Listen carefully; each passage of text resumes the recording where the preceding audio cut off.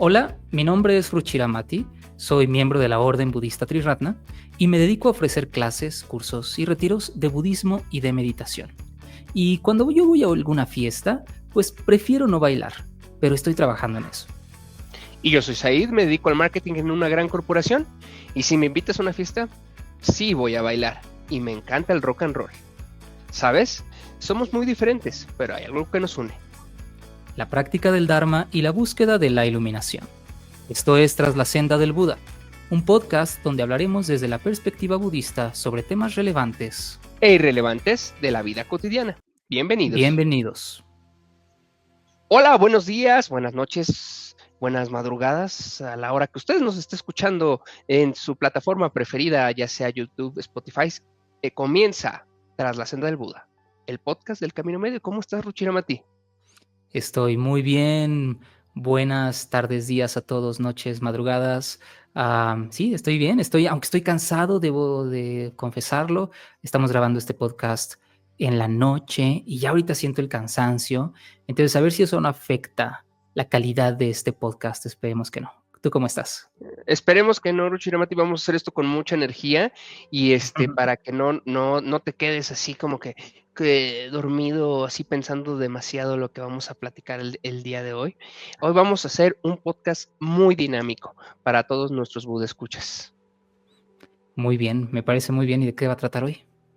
Pues mira, hoy vamos a tener nuevamente un episodio especial, Ruchiramati, porque venimos de nuestro episodio anterior, que fue nuestro especial de Día de Muertos.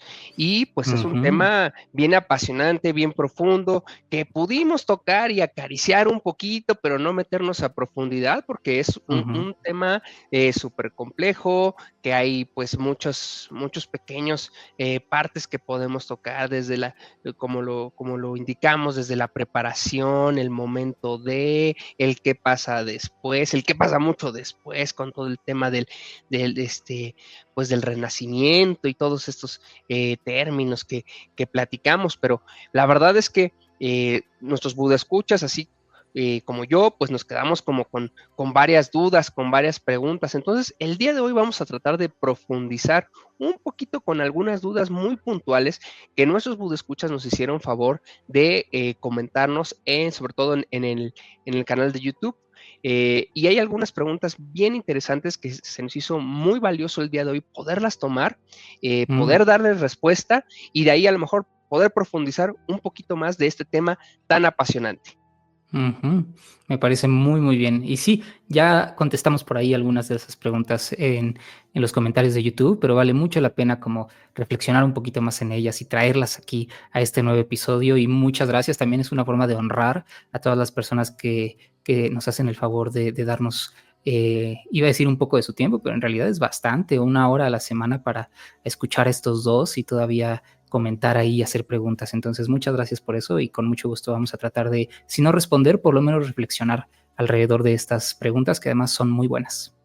Claro que sí, y muchas gracias por favor a todos nuestros budescuchas, ya sea la plataforma que puedan utilizar. Por favor, no duden en suscribirse, eso nos ayuda muchísimo, y para que ahí les lleguen las notificaciones de cuando se sube nuevo episodio y estén al pendiente de todo lo nuevo que vamos a ir sacando. Pues bueno, Ruchiramati, sin más, vámonos rápidamente a tocar una de las primeras preguntas, que esta se me hizo así bien profunda, y les voy a ir mencionando quién de nuestros budescuchas la envió. A cada uno le enviamos un gran saludo y de nuevo un agradecimiento por darnos el tiempo y escribirnos por acá. Entonces, pues bueno, por aquí tengo una pregunta bien interesante de @pirrins, que @pirrins. Saludos, Pirrins. Pirrins, así es. Y mira, dice aquí, me encantaría saber si en el budismo existe el concepto del registro Akasha, que nos hace afortunadamente nos hace ahí la mención, que es la memoria de todas nuestras vidas pasadas, que al llegar a la iluminación podemos tener presente toda esa información, y ahí también reside la esencia de todas esas personas que recordamos y llevamos en nuestro corazón. Esto está interesante, ¿no? O sea, yo sí había escuchado de todos estos, de los registros akáshicos y que inclusive hay algunas técnicas que te permiten acceder como a esa memoria integrada que traemos como de vidas pasadas y todo eso, ¿no? Pero, ¿qué nos dice el Dharma acerca de esto, Ruchiramati?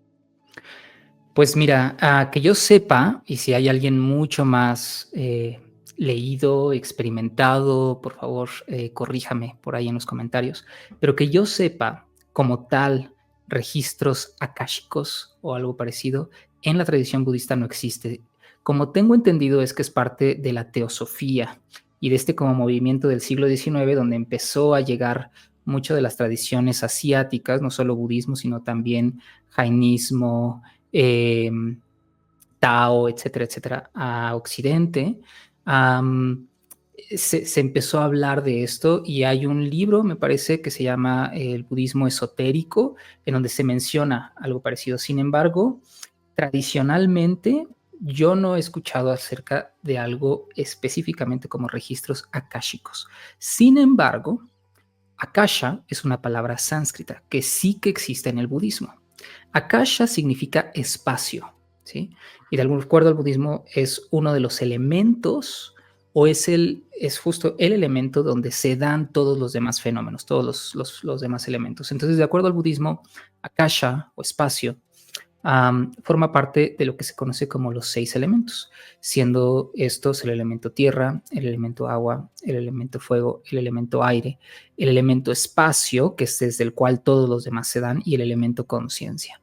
Hay meditaciones sobre eso y de hecho la semana pasada justamente terminamos con un poema que se llama Los 6 elementos hablan y uno de esos 6 elementos es el elemento akasha o espacio.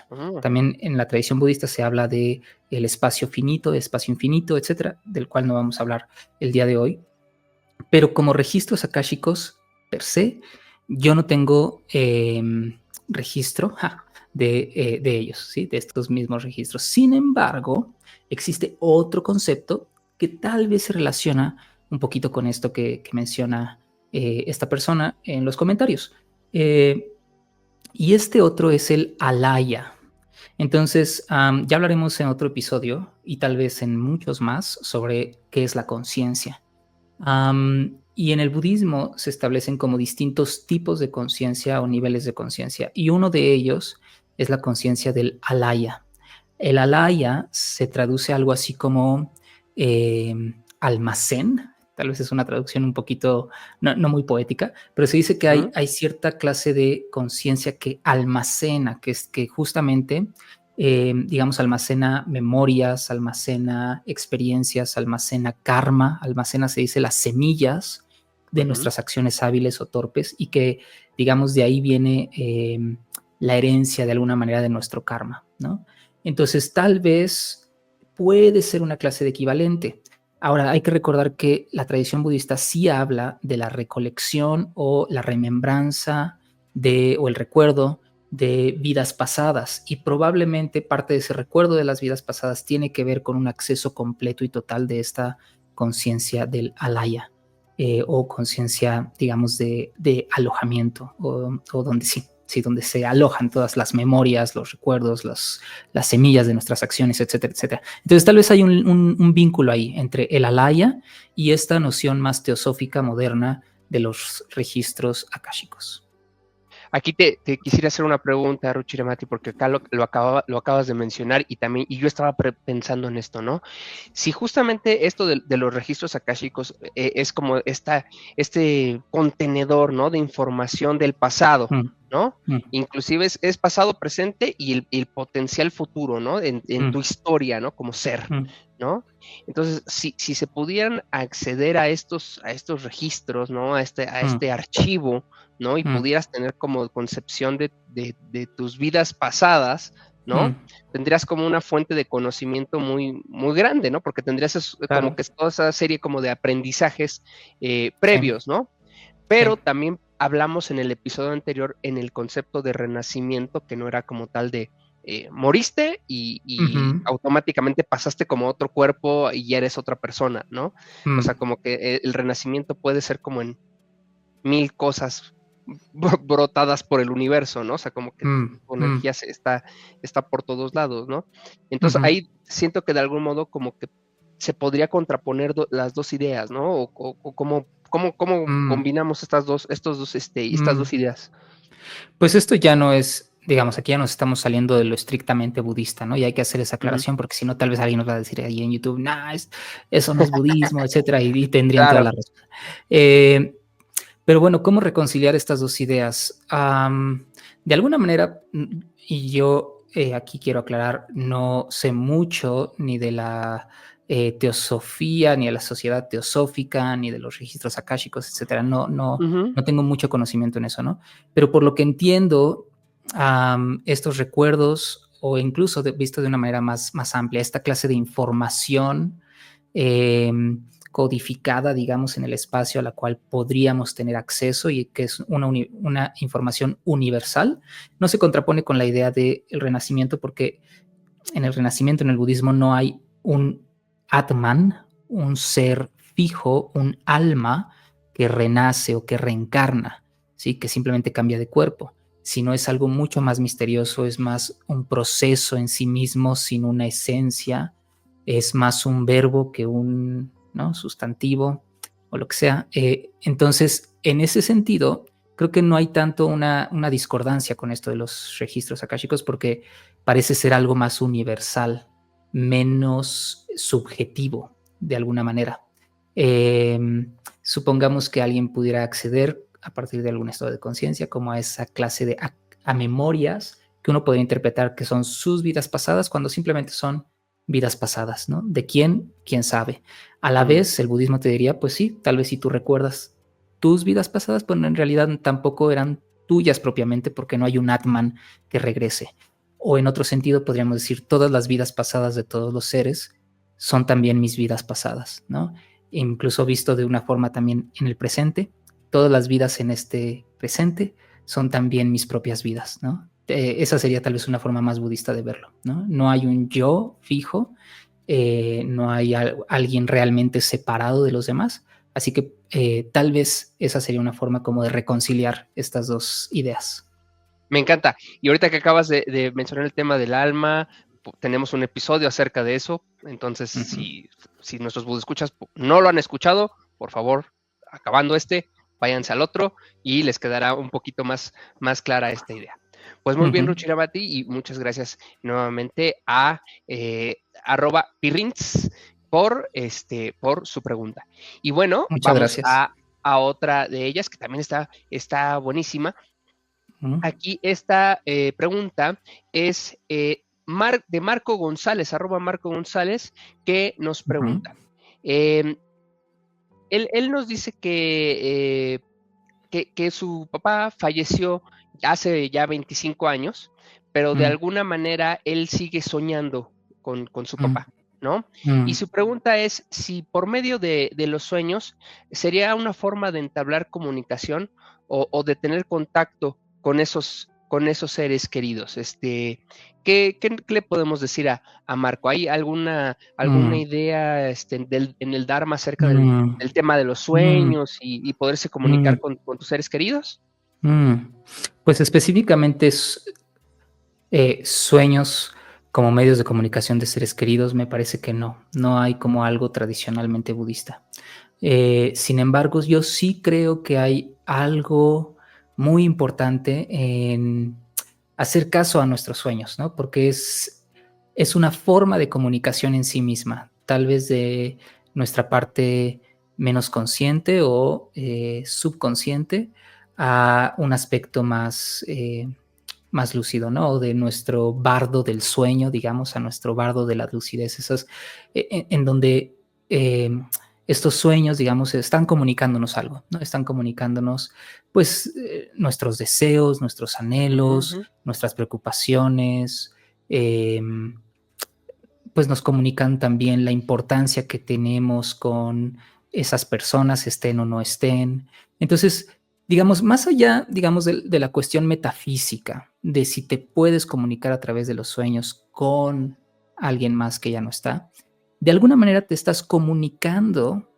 con la relación que tú tienes con esa persona y eso ya es suficientemente importante. Am, por ejemplo, les cuento que yo una vez tuve un sueño todavía no moría, pero soñé con el fundador de nuestra orden, con Sangrakshita. Yo Ujú, aún no lo conocía, eso fue hace varios años.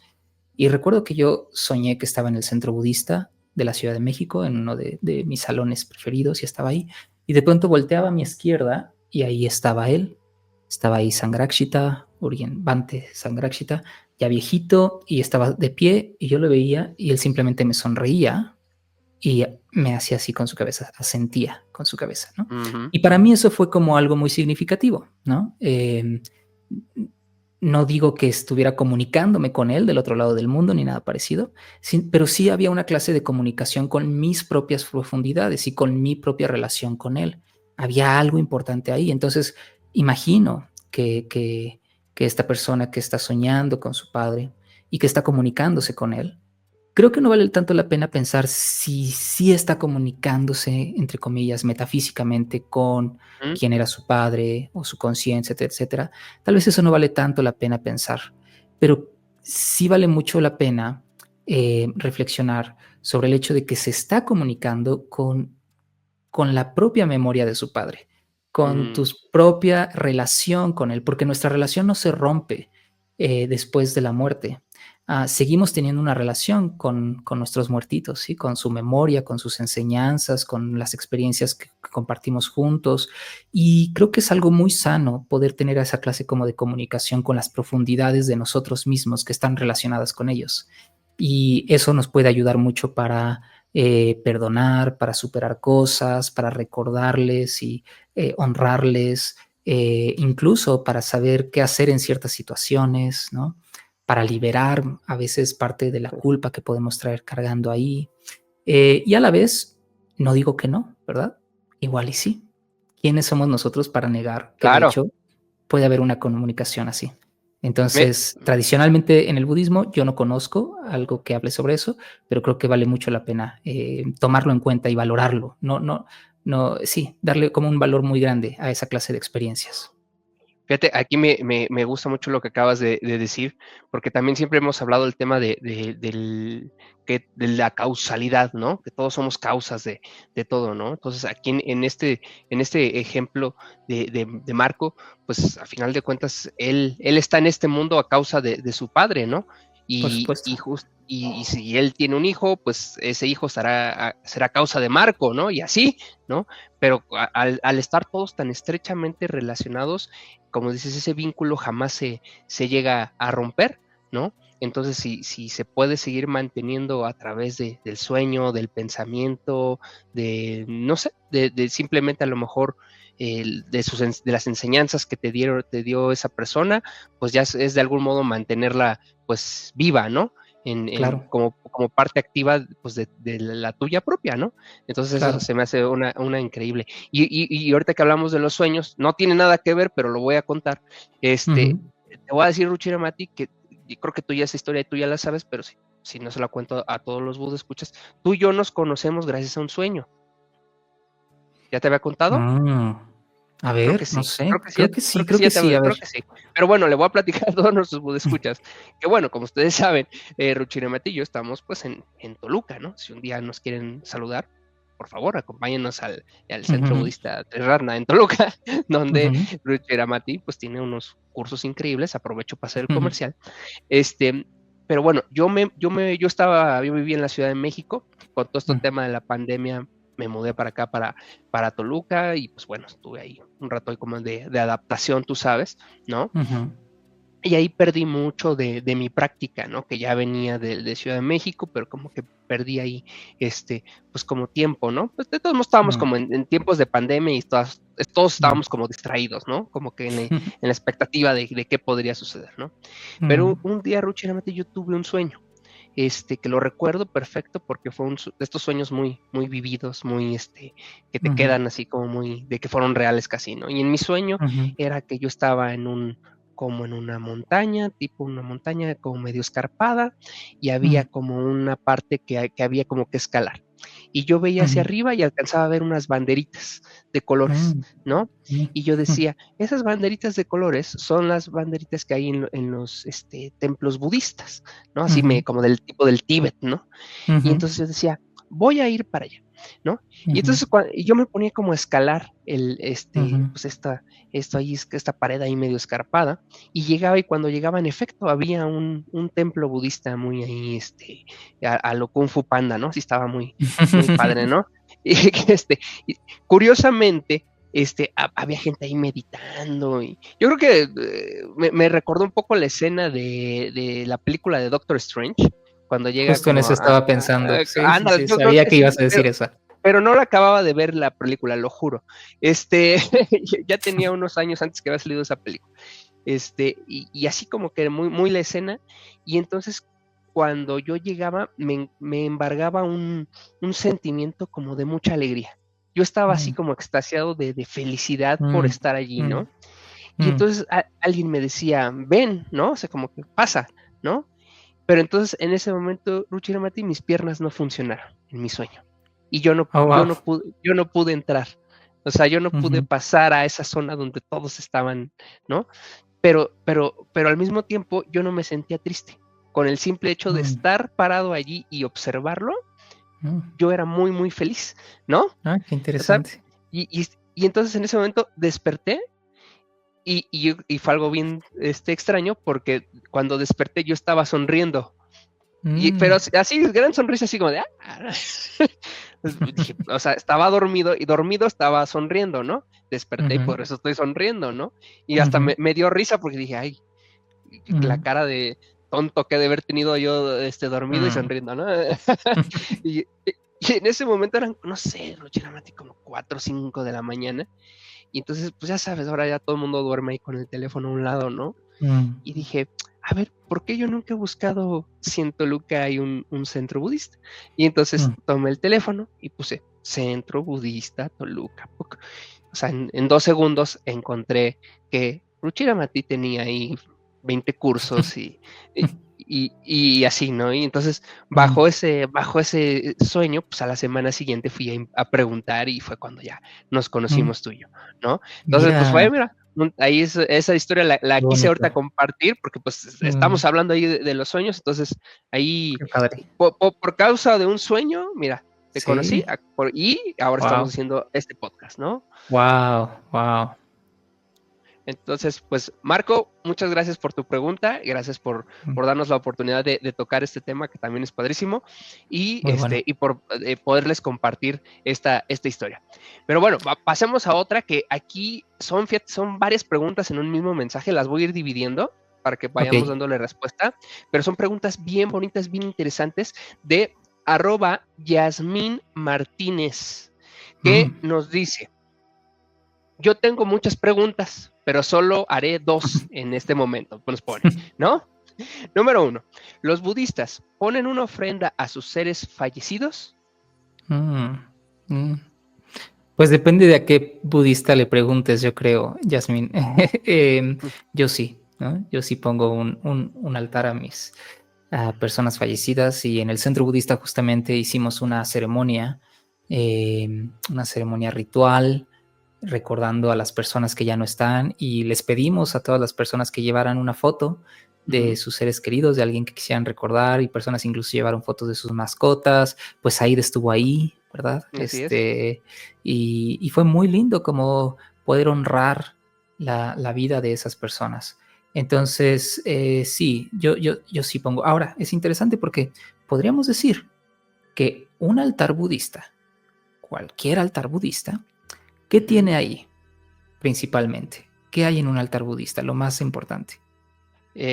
Flores, Ajá, velas, o bueno, ajá, pues sí, sí, incienso, ¿no? ajá. Y la figura del Buda, ¿no? Exacto, lo más importante, la figura del Buda. Y la Ujú. figura del Buda, digamos, pues fue una persona, un ser humano que murió. Entonces, todos los Mm, altares budistas tienen la presencia de alguien que ha muerto, ¿sí? Que es el maestro de todos nosotros. Y es una forma no solo de recordar su vida, sino también de identificarnos con la meta, con el ideal. Y no solo, digamos, es la forma en la cual recordamos al maestro, digamos, histórico, sino también es la forma en la que nos relacionamos con el Buda como principio de la iluminación. Entonces, de alguna manera, en todo altar budista, pues también hay el recuerdo de alguien que ya no está. Buenísimo. Fíjate que entonces no está ahí peleado una cosa con otra, súper interesante. Y siempre es bonito, ¿no? Lo platicábamos justamente ese día que tuvimos pues esa puya que hicimos hacia a los muertos.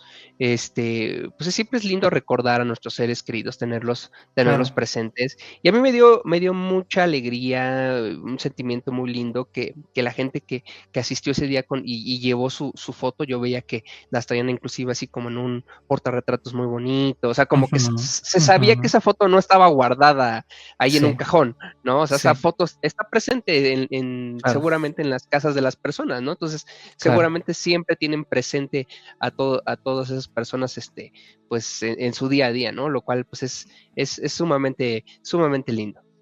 Absolutamente, sí. Y un poco que el arte está en saber encontrar el punto medio entre el honrarlos, perdón, el recordarles, y a la vez sin estar completamente apegados, ¿verdad? A su memoria y Ujú, sufriendo porque ya no están, porque en última instancia el budismo nos enseña también a soltar, ¿sí? A claro. saber que la vida es impermanente, que es algo completamente natural y que esa persona pues ya no está y que ha sido parte de un proceso ahora más misterioso, ¿verdad? Que es el proceso de la muerte y el renacimiento. Pero aún así necesitamos, creo que, formas rituales significativas, bellas, incluso de seguir teniendo una relación con la memoria de quienes ya no están. Entonces yo no veo, la verdad, ningún daño en eso. Si algún budista por ahí me dice que sí, pues compártenos por qué, ¿no? ¿Por qué no Claro. pondríamos a nuestros muertitos ahí? Pero yo no veo ningún daño. Bueno, y entonces Yasmín sigue aquí con la pregunta, fíjate, esta está buenísima, porque esta yo creo que a lo mejor nos puede pasar a todos, A ver. a todos acá en México, oye, o en Latam, que hemos platicado que el budismo pues no es una práctica culturalmente común, ¿no? Mm, Nos pregunta, cuando muere un budista, pero su mm, familia no es budista, uh, ¿cómo es la ceremonia de despedida para ese ser budista? mm, Dice, ya que como mm, sabemos, pues en el mundo católico, por ejemplo, se hacen rezos, se levanta la cruz, hay todos los mm, rosarios, todas estas cosas, ¿no? mm. Entonces, aquí, en este caso, ¿cómo sería si muere un budista, pero su familia no lo es? Esa es una muy buena pregunta. Y también la opuesta. Si hay una familia, que digo es más rara, ¿no? Pero si hay una Ujú. familia budista en donde alguien Pero el muere y que no es murió no budista, es budista, ujú, ajá. exacto. También vale la pena como preguntarnos, bueno, ¿qué hacemos, no? Pues podemos pensar que hay dos perspectivas. Una en donde se toma mucho más en cuenta a la familia y pensar que el ritual es más para la familia y para ayudarles a Ujú, despedir a esa persona que para la persona misma. Y la otra perspectiva es, no, respetar las creencias de las personas, de la persona que murió y ujú. hacer lo que él o ella deseaba para su muerte. Am, y para mí es difícil un poco como elegir entre una de estas dos perspectivas. Pero bueno, Claro. supongamos que la persona que muere es budista, pero la familia no es budista. Creo que algo muy importante antes de que alguien muera, si tú eres budista o quienes somos budistas, es Ujú, saber comunicar a nuestros seres queridos qué es lo que queremos que se haga en el momento de nuestra muerte. Y no con claro. un ánimo morboso, ¿no? Ni nada así. Pero para nuestros seres queridos, ese momento de nuestra muerte va a ser algo probablemente de las cosas más difíciles que afrontar. Y es mucho más fácil si nosotros les ayudamos a dejar todo listo para cuando eso suceda. Ujú, Y las personas lo agradecen bastante. Y honrar los deseos de esa persona creo que es una de las cosas también más positivas que podemos hacer. Entonces, por ejemplo, hace un año más o menos, una persona de nuestra sangha falleció. Nos tomó a todos por sorpresa y ese día el nieto de esta persona nos llamó, nos contactó y nos dijo que, bueno, ella, esa persona, dijo muy explícitamente qué es lo que quería que se hiciera. Y lo que quería que se hiciera era un ritual budista, que lo dirigiéramos sus amigos, que estuviéramos en su funeral y dejó una lista de cosas que ella quería que hicieran. Y su familia lo respetó mucho.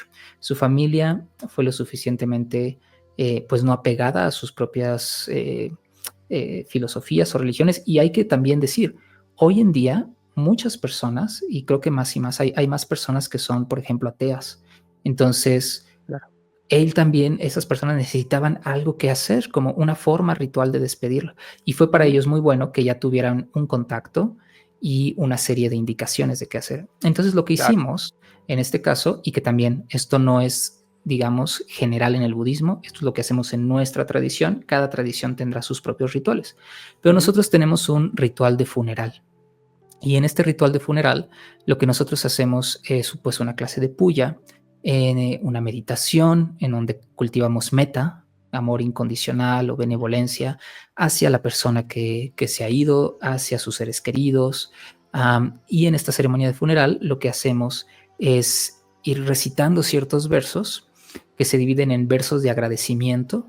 ¿Sí? Eso es lo primero, queremos agradecer a esa persona. Y estos versos, todos los versos de esta ceremonia, se les dice como si la persona estuviera ahí, porque de acuerdo al budismo, eso sí, su flujo de conciencia todavía está un poco que ahí, está pasando por este bardo de entre la muerte y su próximo renacimiento.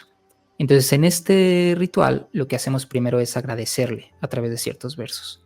Después lo que hacemos es disculparnos con esta persona por todo lo que nosotros hayamos hecho torpe, por todas las distintas formas en las que tal vez dañamos a esa persona, la ofendimos, nos disculpamos con ella, y también por tal vez las cosas que no hicimos y que pudimos haber hecho cuando estaba viva, también nos disculpamos por eso. Y por último, tenemos unos versos de despedida. Entonces soltamos y nos despedimos una vez agradecidos y habiéndonos disculpado. Le decimos, le deseamos todo lo mejor, nos despedimos y recordamos que la impermanencia pues es algo natural y que debemos aprender a saber cuándo tomar y cuándo dejar ir. Y por último, pues le enviamos todas las bendiciones. Entonces, eso es lo que hacemos los budistas. En muchos casos lo hacemos con cuerpo presente ahí. Recitamos ciertos mantras durante esta ceremonia y mientras recitamos mantras vamos y le dejamos una flor en su cuerpo, ¿sí? El cuerpo no está dentro de un ataúd, lo rodeamos y lo cubrimos todo con flores. Todo su cuerpo está cubierto en flores, todas las personas pasan, le dan algo. Y otra cosa que también hacemos es un regocijo en los méritos. Entonces las personas, cada persona puede pasar y decir algo por lo cual se alegra de la vida de esa persona, ¿no? Me regocijo en que fue un muy buen padre, una buena hermana, me regocijo en su generosidad, me regocijo en su inteligencia, ¿no? Entonces tratamos de crear un ambiente, pues si no alegre, por lo menos positivo, ¿sí? Claro. Y no depresivo. Entonces eso es la forma en la que nosotros despedimos a nuestros seres queridos en el momento de su muerte. Es una clase de funeral budista. Otras tradiciones, por ejemplo la tibetana, para personas con mucha práctica, se les lee el Bardo Todol o, mal traducido, el libro tibetano de los muertos, bien traducido, las instrucciones para la liberación a través de la escucha en el estado intermedio, esa es como la traducción del Bardo Todol, para hacer ayudarle a la persona y a su flujo de conciencia a que alcance la iluminación en ese estado intermedio, en ese bardo entre la muerte y su próximo renacimiento. Entonces van guiando a través de la escucha, porque se dice que el oído es el último sentido que se apaga. Entonces le van diciendo todas estas frases, animándole a que no tenga miedo, animándole a que reconozca, porque se dice que la conciencia pasa por ciertos estados en donde tiene ciertas experiencias pues muy, ¿cómo decirlas? Fuertes de confrontación con la realidad. Entonces se le invita a que reconozca amablemente esa realidad tal y como es. Y eso se lleva más a cabo en monasterios con personas con mucha práctica en la tradición tibetana. Buenísimo. Pues muchas gracias a Yasmín Martínez, que nos envió estas dos preguntas buenísimas. Y qué bueno que acabas de mencionar esto del libro de los muertos, porque aquí @mostconcert No, esta no es pregunta, pero fíjate lo que nos puso. Si pudiéramos hacer un episodio sobre cómo preparar a alguien para morir, acompañar a esa persona de manera amorosa pero práctica. Dice, pudiera ser como el libro de los muertos, pero explicado de manera más clara y práctica, ¿no? Sí. Entonces, pues bueno, ahí no nos hace esta solicitud. Ya Es nos muy, muy explicaste un buena. poquito del libro. Uh-huh. Sí, es muy buena. La verdad es que ese libro, pues es un libro que se le atribuye a Padmasambhava. Es decir, se escribió hace muchísimos siglos en una cultura particular. Yo no creo que sea como lo más, lo ideal para personas, además que no son budistas y que no están familiarizadas con todo eso. Sin embargo, hay un muy buen libro que recomiendo, que se llama, que es de Bhikkhu Analayo, ¿sí? Este monje Theravada, muy, muy bueno. Tiene varios libros sobre Satipatthana, sobre mindfulness, sobre atención plena a la respiración, etcétera, etcétera. Y tiene uno en particular que se llama Enfrentando o encarando con atención plena la enfermedad y la muerte. Todavía no está traducido al español, se llama Mindfully Facing Disease and Death y es un excelente libro. Es muy tradicional, eso sí, está mucho basado en los suttas, pero justamente habla sobre cómo de manera más consciente poder estar con las personas que están, y uno mismo también, que están pasando por un proceso de enfermedad y también por un proceso de muerte. Entonces, si quieren investigar más por ahí, se los recomiendo mucho. Buenísimo. Pues muchas gracias por esta recomendación. Aparte, ese libro, el del libro del tibetano, se volvió como hasta bestseller, ¿no? O sea que todo el mundo Ese es tiene por ahí otro. ese. El Bueno, otro, sí, no, hay dos, hay ¿no? dos. Hay Ajá, dos. El libro tibetano de la vida y de la muerte, ajá, que ese es exacto. uno de los bestsellers de Sogyal Rinpoche, y Sí, está el libro tibetano de los que muertos, no, que ese es muertos. distinto. Entonces Ujú. no hay que confundir esos dos, ¿sí? Pero de todos modos, cualquiera de los dos, si no estás muy familiarizado con el tema del Dharma, pues también como que no te va a dar mucho, ¿no? O sea, Sí, yo recomiendo otros libros para empezar. es correcto. Mi primer libro fue el libro tibetano de los muertos y no entendí absolutamente nada, ¿no? Yo también por ahí lo tengo, alguien me Sí, lo regaló, pero también no. No, sí, creo que en algún momento lo voy a retomar y seguramente lo voy a ver ya con otra visión, ¿no? Con otros ojos. sí, es muy interesante, sí. Buenísimo. Ahora, pues bueno, aquí tenemos preguntas de @tío Pollo.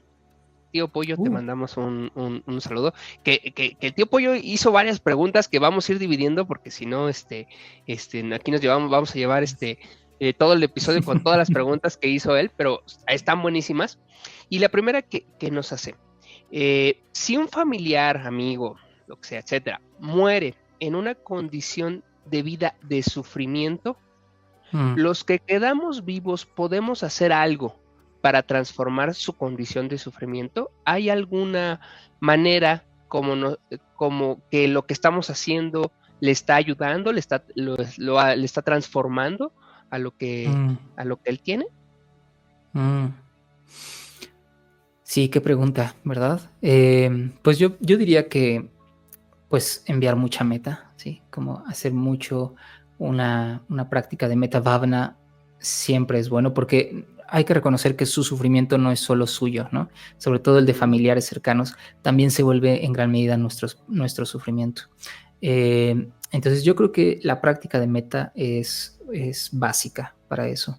En la tradición tibetana también, y también es una práctica que nosotros hacemos, la práctica de Tonglen, ujú, es una forma de meta, pero en donde uno imagina que con cada inhalación está inhalando el sufrimiento de esa persona como si fuera un humo negro, purificándolo con su corazón, y con cada exhalación le está enviando una clase de luz blanca a esa persona, ¿sí? Y esa ujú, práctica de Tonglen o de dar y recibir, o de recibir y dar, tomar y dar, se dice que es una práctica también como de cierta purificación, ¿sí? Y también en la tradición tibetana se habla de la recitación del mantra de Vajrasattva, el mantra de 100 sílabas de Vajrasattva, que es una de las prácticas que se utiliza también para ayudar a las personas que han muerto y particularmente con mucho sufrimiento, ¿no? Entonces se le recita ujú. ese mantra una y otra vez pensando en la persona, ¿no? Pero también, por supuesto, creo que vale la pena hablar sobre cómo ir purificando, transformando ese sufrimiento, ya no solo de esa persona que ha fallecido, sino de su propia familia, ¿no?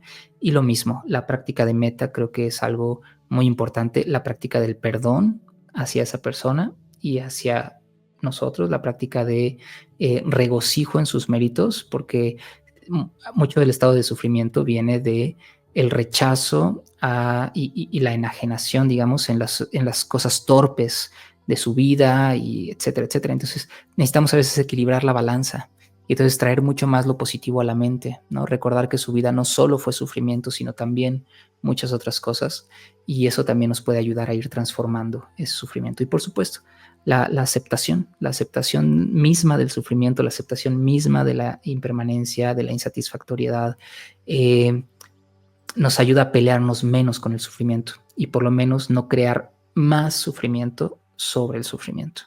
Y seguramente podríamos decir muchas cosas, pero por ahí lo voy a dejar. Buenísimo.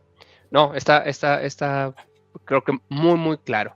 Ahora, bueno, pues muchas gracias, Tío Pollo, @Tío Pollo. Vamos a seguir tocando algunas preguntas de él más adelante, pero aquí viene una que se me hizo muy, muy interesante, Ruchirmati, porque aquí podemos creo que hasta hacer un episodio nada más de esta pregunta. Que wow. Justamente es de @Gema Martínez, que nos dijo una pregunta, así con signos de admiración, una pregunta. No entendí la última palabra del hermoso poema con el que cerraron el episodio. Por favor, si no han visto el episodio anterior, nuestro especial de Día de Muertos, episodio número 25, por favor, corran y véanlos, y cerramos con justamente el poema, de los 6 elementos. Entonces, al final, justamente, la última más que palabra, sílaba con la que cierra este poema es hum, ¿no? Entonces, Ruchiramati, ¿qué nos puedes decir de esta sílaba que es importante en el tema del Dharma? Sí, pues es la sílaba hum o hung, H-U-M, y es una sílaba que, digamos, todo el lenguaje sánscrito está compuesto no por letras, sino por sílabas. Entonces, muchas de estas sílabas, pues, como no son palabras, no tienen una traducción literal. Entonces, toda traducción que nosotros podamos dar de las sílabas es más bien una traducción simbólica, ¿sí? O metafórica.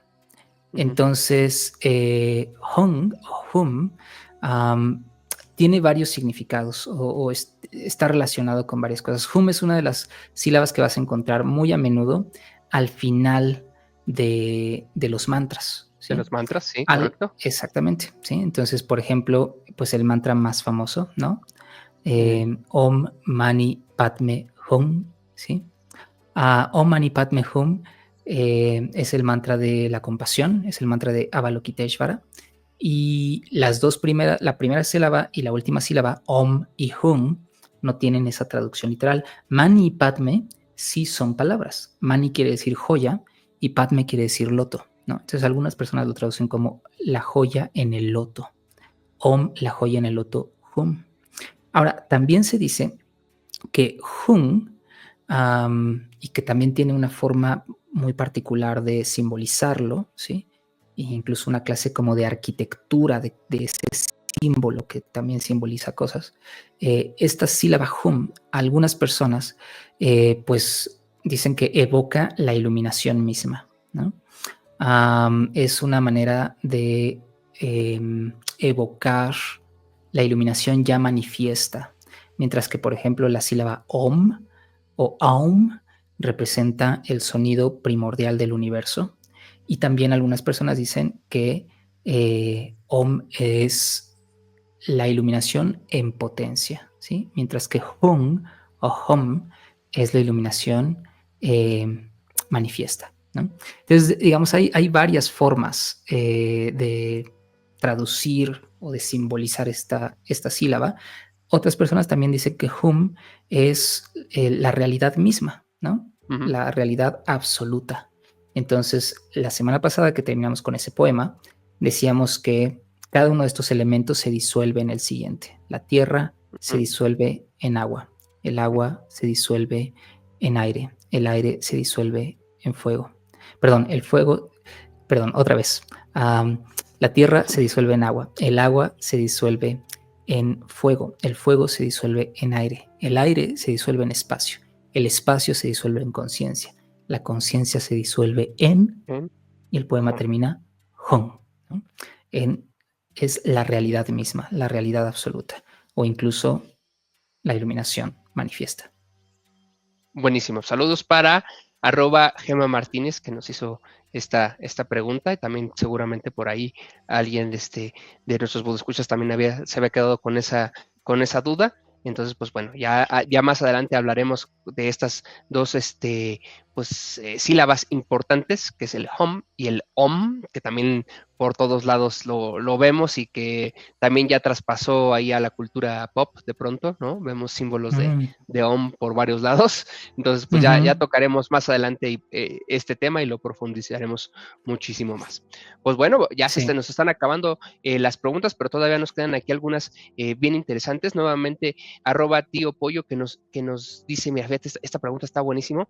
Le voy a cambiar un poco las palabras, Ruchiramati, por temas de aquí de censura de YouTube y de algunos de algunas redes, pero se va a entender, no te preocupes. Las personas que deciden desvivirse propiamente, ¿no? Sé que no es la palabra correcta, pero justamente por términos de censura se tiene que hacer así. Al momento, pero bueno, se desvivieron, y al momento de hacerlo, pues obviamente están en un estado de sufrimiento, ¿no? Porque por eso toman esta terrible decisión, ¿no? Al morir, dejan de sufrir, o se llevan sus causas a las siguientes existencias. Sí, qué difícil. Pues de acuerdo al budismo, pues nuestro karma es lo que realmente, digamos, metafóricamente nos llevamos, ¿no? Entonces, hablaba, y yo decía en esa respuesta, en esos comentarios, que mucho de la ética budista, toda la ética budista está basada, más que en los actos en sí, está basada en la intención de los actos. Y la intención es la motivación o el estado mental desde el cual nosotros estamos actuando. Entonces, esa clase de acción, que por ejemplo en otras religiones, ¿no?, puede considerarse como, pues, ¿no?, el pecado capital, ¿no? Podríamos decir que en el budismo, por lo menos, antes, digamos, de juzgar a alguien por cualquier acto, necesitamos tener en cuenta las condiciones mentales de esa persona. Si las condiciones mentales fueron de mucha ofuscación, de odio, de un deseo muy poco sano, ¿no? De acuerdo al budismo, Trishna o deseo es de 3 clases, ¿no? Kama Trishna, como el deseo de experiencias sensoriales, Bhava Trishna o Bhava Tanha, que es el deseo de ser y de existir, y hay otro que es Vibhava Tanha o Vibhava Trishna, que es el deseo de no ser, el deseo de no existir, y también puede ser muy torpe. Entonces, de alguna forma, es un acto, es un karma muy pesado, ¿no? Es un karma fuerte, de acuerdo a la tradición budista. Es un karma que puede tener un efecto también, pues, muy negativo en una siguiente vida. Entonces, de acuerdo al budismo, no termina ahí ese sufrimiento, sino que tiene un efecto en la siguiente vida. Ahora, tal vez, por ejemplo, un sufrimiento o un dolor muy intenso físico, pues ese acto sea una forma de cesar ese sufrimiento. Pero si debajo había también un sufrimiento mental muy intenso y el momento de la muerte de esa persona fue un momento de mucho sufrimiento, de mucha ofuscación mental, eso, de acuerdo a la tradición budista más, pues, más temprana y más ortodoxa, tiene una influencia en el flujo de conciencia y en sus siguientes renacimientos. Buenísimo. Pues muchas gracias por esta pregunta. Sí, está fuerte, y sí, ahí también podría profundizarse muchísimo más. Pero bueno, vámonos con nuestra última pregunta del día de hoy. nuevamente de Tío Pollo. Saludos, gracias por hacernos tantas preguntas. Todas estuvieron bien interesantes. Y pues bueno, aquí fíjate, nos pregunta, al volver a nacer, reencarnar de acuerdo a nuestras causas y efectos, ¿tendremos la fortuna de nacer como seres humanos? ¿O naceremos en una bestia, un animal, una planta, un ave o en cualquier manifestación de vida? Es algo, fíjate, lo que hablábamos hace ratito, ¿no? Sí. Pero creo que esta es una duda muy común, ¿no? Por lo que hablábamos, Mm, justamente que hay como este estereotipo de que el budista cree como que va a reencarnar, pero que es como otra persona y sigue aprendiendo y luego muere y otra persona, ¿no?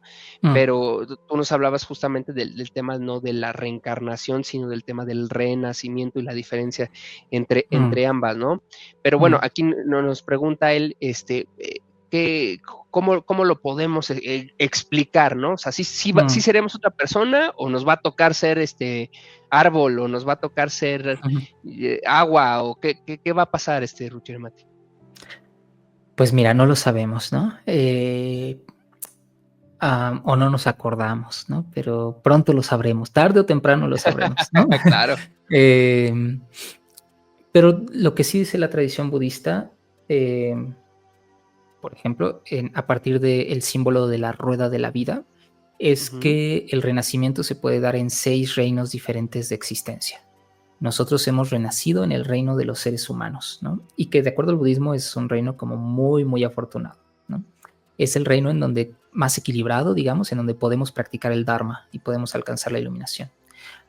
Pero ciertamente de acuerdo a nuestras acciones y a la calidad de nuestras acciones, nosotros, de acuerdo a la tradición budista, podríamos renacer en el reino, por ejemplo, de los animales.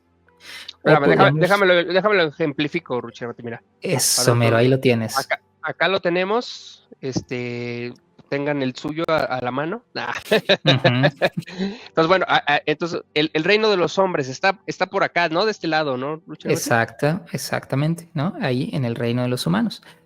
Pero hay otros 5 reinos en los que, de acuerdo al budismo, podríamos renacer. Podríamos renacer, por ejemplo, en el reino de los animales, que es un reino inferior de acuerdo a la Está acá. tradición budista.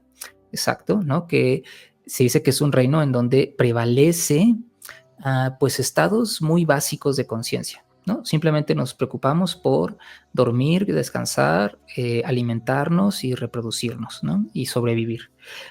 Podríamos renacer en el reino de los infiernos, ¿no? Que es el reino de hasta abajo, que está caracterizado por seres con mucho, mucho sufrimiento. Entonces, de acuerdo al budismo, si nuestra calidad de conciencia, digamos, cada renacimiento corresponde a cierta calidad de conciencia y acciones que hemos cultivado. Entonces, si hemos vivido mucho en un reino digamos, metafóricamente infernal en nuestra vida, de alguna manera podríamos renacer en esos reinos de mucho sufrimiento.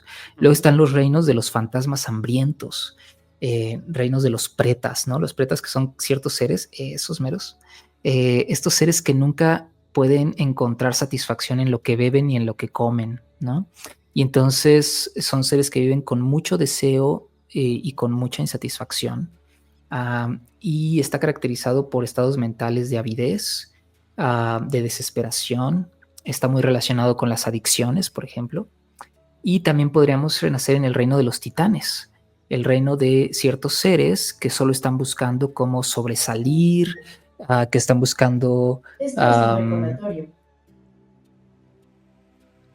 están buscando, perdón por ahí, tal vez tengamos que editar esto. No, te Es- preocupes, déjalo, porque ¿no? todos nuestros escuchas saben que estamos en casa y Ok, que tenemos esa nuestros era, dispositivos por ahí esa era sonando. Alexa recordándome que tengo que apagar mis dispositivos. A las 9:30 tengo un recordatorio que me dice apaga electrónicos, por tu Es propio un, bien. es un buen consejo, Buda, escuchas. Sí, Tengan un momento de calma, sí. Entonces ya me reconecten. voy. Cuídense mucho. Ya me voy a desconectar. Bye. Bueno, aquí acabamos Aquí el acaba. podcast. No, no, No, Ruchir nos va a regalar unos minutos más el día de hoy. sí, sí, sí. Entonces, el reino de los titanes está caracterizado por personajes como que todo el tiempo están luchando por poder, luchando por estatus, luchando por lo que otros tienen, ¿no? Y Ujú. podríamos renacer en el reino de los devas, o podríamos traducirlo como el reino de los dioses, ¿no? Como seres muy sublimes, seres exacto, seres más etéreos, seres que viven en mucho éxtasis, ¿sí? Placer, muy refinado, que viven muchísimos años, ¿no? Entonces, de acuerdo al budismo, pues podríamos renacer en cualquiera de esos reinos, no solo como seres humanos. Alguna vez le preguntaron a Sangharakshita, que creo que es una pregunta interesante. Le dijeron, a ver, ¿quieres decir que yo podría renacer como una gallina? ¿No? Y él le dijo, pues solo si vives como una gallina, ¿no? Solo si vives Wow. comportándote como una gallina. Bueno. Entonces, de alguna manera sí, yo creo, yo soy de la idea, comparto la idea con algunos de mis amigos que estamos demasiado acostumbrados a ser seres humanos y de alguna Ujú. manera el renacimiento, las condiciones o el flujo de conciencia que renace eh, trata de agarrarse a lo más habitual, ¿no? Y estamos demasiado habituados a ser seres humanos. Entonces, creo que comparto también esa reflexión. Buenísimo. Pues bueno, para nuestros escuchas que pues nos hicieron favor de escucharnos el día de hoy, síganos poniendo sus preguntas. Seguramente podemos hacer Ujú. 2, 3 capítulos o más simplemente con solo preguntas y respuestas de este apasionante tema que bueno, como lo platicamos desde el episodio anterior, pues es apasionante porque es misterioso, no sabemos, no tendremos la certeza hasta que lleguemos a ese punto, ¿no? Y Así si, es. y si por favor llegan a ese punto y encuentran la forma de regresar y platicarnos a todos, por favor háganlo. Y ya quitémonos de esta duda, ¿no? Pero, y si no, pues por allá nos vemos. Pues Ujú. muchísimas gracias, Ruchiramati. Pues estas fueron las preguntas del día de hoy. Gracias por darles respuesta a cada una de ellas, Ruchiramati, que también veo que de forma activa lo hiciste aquí en YouTube, ¿no? Y que estuviste contestándole a todos nuestros escuchas. Te agradezco mucho que hayas tomado pues un momento para leerlo, para darles respuesta. Y por favor, escríbanos, siempre estamos leyendo sus comentarios, nos ayuda muchísimo a seguir mejorando el contenido. Pues, Seguro. Ruchiramati, pues vamos a cerrar el episodio de hoy, ya sabes, con nuestra bonita sección. Por favor, Ruchiramati, el día de hoy, si nos puedes ayudar a presentarla, por favor, la sección. Esto es frases que el Buda nunca dijo. Estaba buscando en internet información para iluminarme cuando de pronto me encontré una frase de Buda, letras doradas sobre un altar, fuente dudosa, no lo voy a negar. Ruchiramati, dímelo ya. ¿Acaso esta es una de esas frases que el Buda nunca dijo?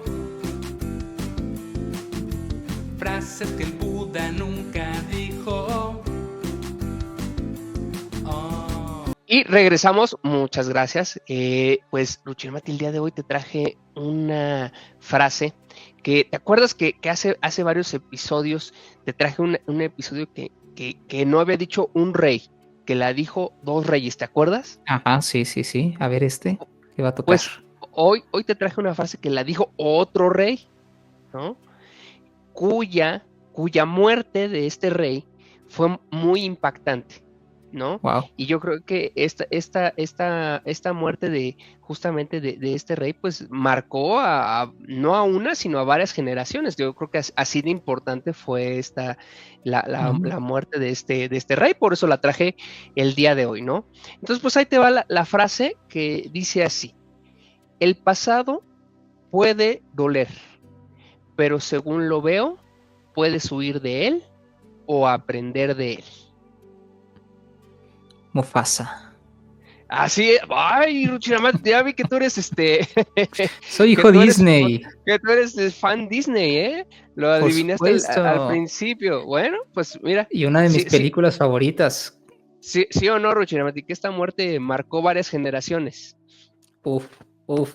Creo que ese fue de los primeros momentos donde yo fui consciente de que mi papá iba a morir, ¿no? Y fue como verte en Simba, ¿no? Y pensar, wow, Claro. es una escena súper conmovedora, ¿no? Porque él se queda Así es. ahí debajo de su brazo, como acurrucándose con él. Es súper, súper triste. Justo el otro día vi esa película de nuevo y me acordé de eso, de que, wow, esa fue la primera vez que yo pensé, mi papá se va a morir algún día. Oye, yo igual ya estaba un poco más grande cuando salió y yo me reía mucho del, Mufasa, pero, pero en efecto, Rochino, yo creo que de esta peli luego podemos hablar ahí de algunos aprendizajes que trae Ujú, por ahí, porque trae sería un bueno. mensaje súper padre, súper interesante. Pero bueno, vayamos a la frase. ¿Qué podemos sacar de aquí? Porque la traje porque me gustó esta parte de que habla del pasado, ¿no? Y puedes recordar ese pasado, ¿no? Con sufrimiento, traer como malas, a lo mejor, justamente ahorita que hablábamos, a lo mejor de una persona que lamentablemente, pues ya trascendió a otro plano, ya murió, etcétera, y estar como pensando, no, es que esta persona me hizo esto, me hizo aquello, ¿no? Claro.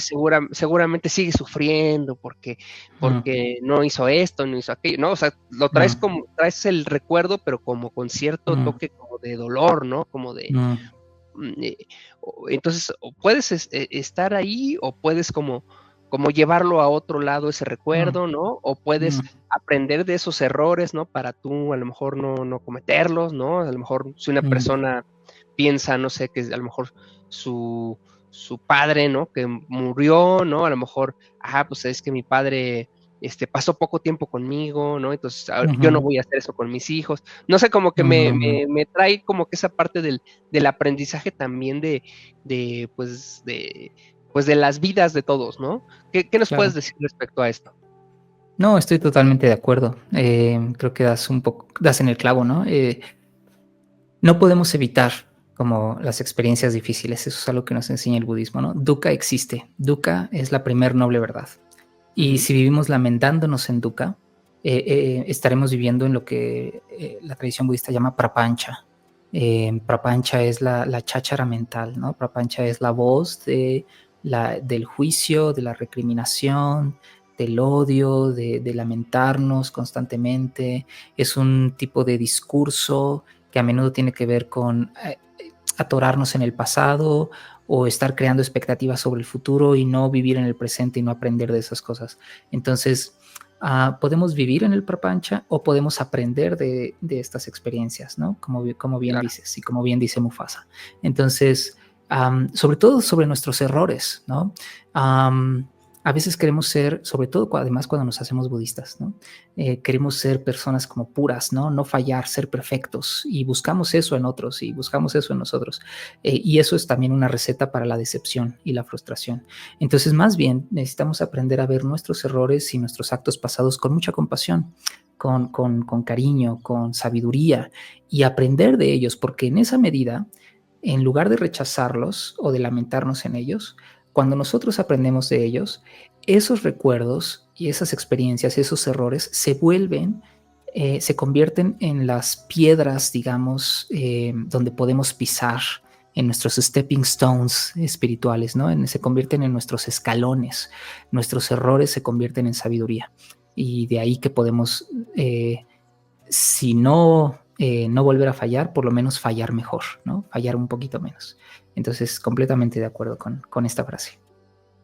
pues bueno, Ruchi Amati, pues una semana más y que afortunadamente pudimos hacer casi una parte 2 de nuestro episodio especial. Ujú, Muchísimas gracias por nuevamente traernos todo este conocimiento que tú tienes, darnos la ujú. oportunidad de platicar con los budescuchas y a mí de este tema tan apasionante. Seguramente no será la última vez y seguiremos haciendo algunos otros episodios especiales de preguntas y respuestas. Así que, escuchas, por favor, suscríbanse, recomiéndenos, por favor, ahí sean activos. Nos encanta leerlos. En la medida de lo posible les damos respuesta en YouTube, en Spotify, también por Instagram. Así que, por favor, síganos por todas esas redes que seguramente estaremos activos y muy cercanos a ustedes. Muchas gracias, Ruchiramati. Que tengas muy bonita semana.